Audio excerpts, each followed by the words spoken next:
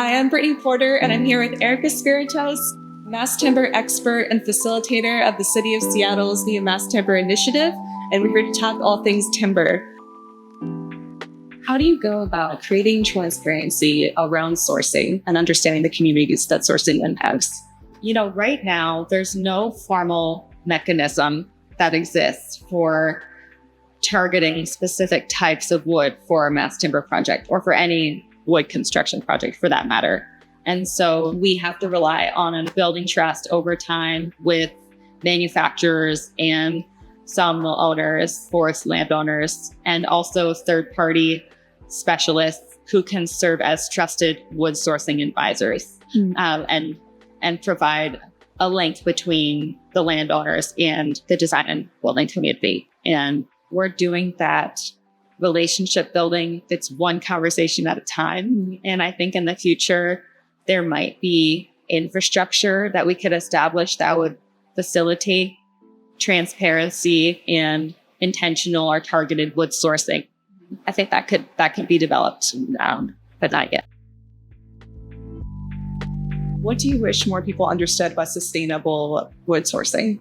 There's no one-size-fits-all solution for forest management, and we can see that starkly in Washington State. The practices that might be beneficial on the west side of the Cascades are not the same as the practices that we want to promote necessarily on the east side of the Cascades, because there's two totally different forest ecosystems. And so paying attention to those differences, I think, is illuminating.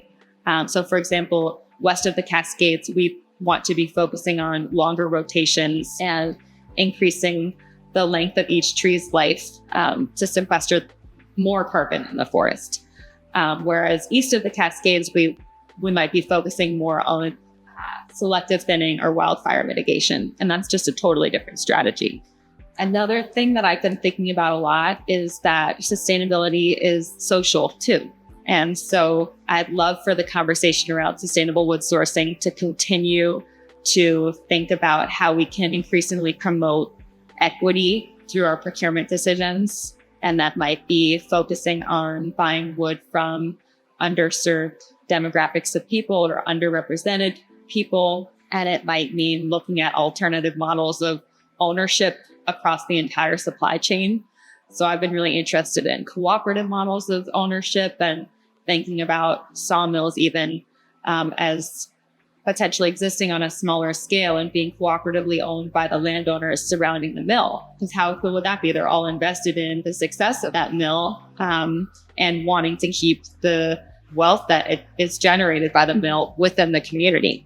So I'd love to keep talking about that as well. Where do you see the mass timber industry headed in the next 5 years? It's such a good question, Brittany. I feel like the mass timber industry is in this very formative stage right now. I almost want to call it a teenager.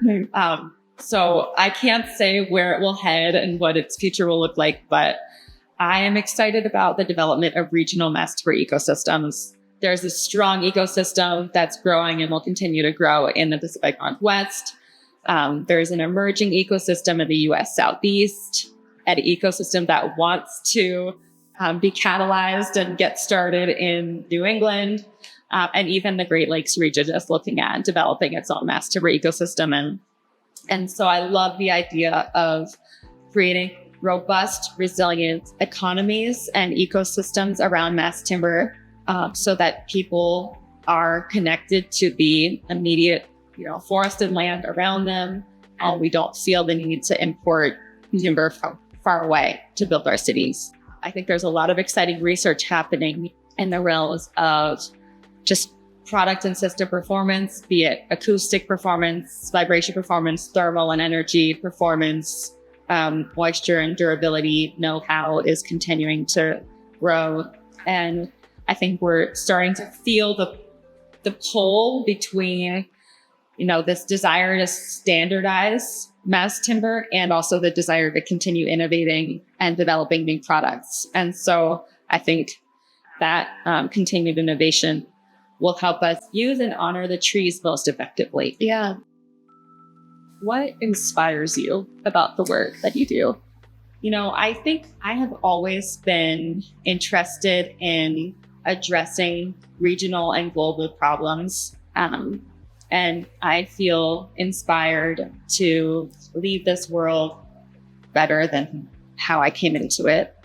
And for me, that means helping to make the world a more livable place for all kinds of creatures, including humans, and continuing to strive for a better quality of life for more people. There are many ways that we can do that, but I just happen to find a lot of purpose and fulfillment toward that and your work. Absolutely.